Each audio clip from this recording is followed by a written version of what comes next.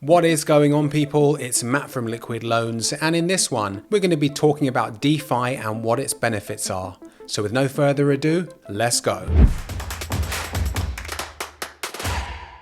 Money is power, goes the saying, and it rings true. In society, those with the most money, namely the banks and governments, do have the majority of the power, and some would argue too much. Decentralized finance, or DeFi for short, refers to the ever-growing world of peer-to-peer financial services that facilitate transactions with no third-party middlemen, banks, or governmental oversight, returning financial autonomy to individuals. With DeFi, you can do most of the things you ever need to do in traditional finance, like secure your funds, earn interest, borrow, lend, trade assets, and even more, but much faster and with no paperwork. So how do banks and governments feel about DeFi right now? Well, let's just say it's complicated.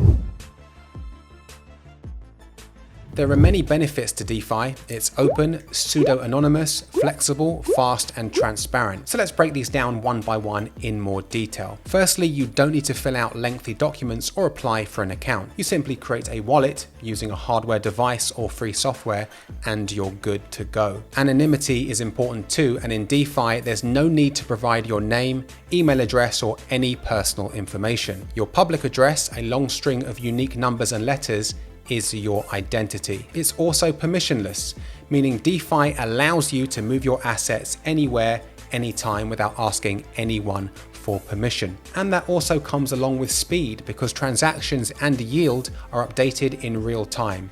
No waiting 3 to 5 business days for a payment to go through. And then there's the transparency. Anyone with an internet connection can see the full set of transactions on a blockchain. Does your bank or government provide that level of transparency? Methinks not.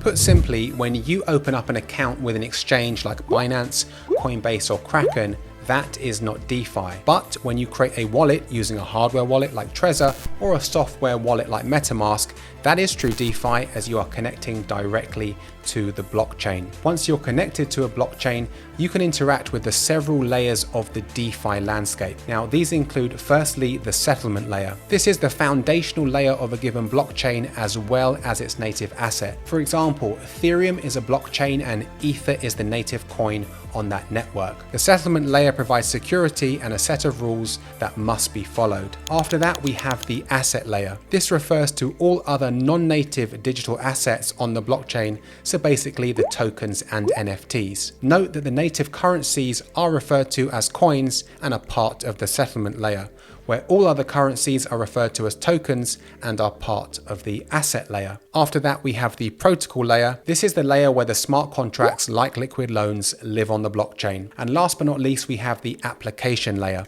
also known as the front end. Applications that live on this layer are not on the blockchain. Rather, these are consumer-facing apps that are part of websites that allow users to interact with the blockchain via a graphical user interface. So why is DeFi so important? Well, this is kind of a big, complex question that can quickly get quite philosophical and political. So instead of going too far into the weeds, let's take a look at some of the pros and cons of DeFi.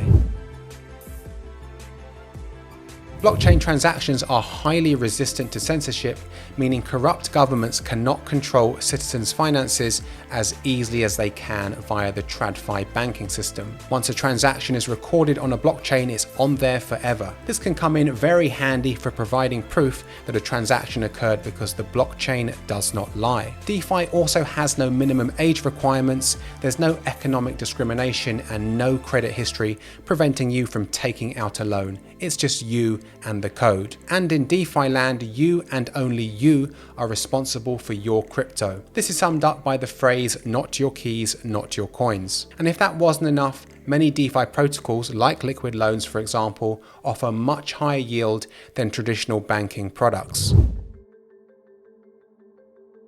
But it's not all sunshine and roses, and investing in DeFi can be highly volatile. The DeFi world is full of thousands of unbacked assets that seem to go up and down in value for no apparent reason. This volatility is why stable coins are necessary. However, not all of them are real DeFi. But USDL, the stablecoin of the Liquid Loans protocol, is a great example of a true DeFi stablecoin. Also, anyone can create a cryptocurrency and deploy it to the blockchain, which is attractive unfortunately to bad actors with less than pure intentions. DeFi is famous for scams and rug pulls, so investors need to have their wits about them and do lots of research before making any big decisions. That also means there's no guardian angels, so the flip side to self-custody is that if you lose your seed phrase, you lose access to your crypto, which is why good security practices are absolutely paramount. If you're new to crypto, one of the very first things you should do is to get yourself a hardware wallet and learn how to use it. And last but not least is the issue of low liquidity. Many DeFi projects are highly illiquid, meaning buyers and sellers will experience undesirable slippage when making trades. This means they may end up with a lot less than they thought they'd get after a trade occurs.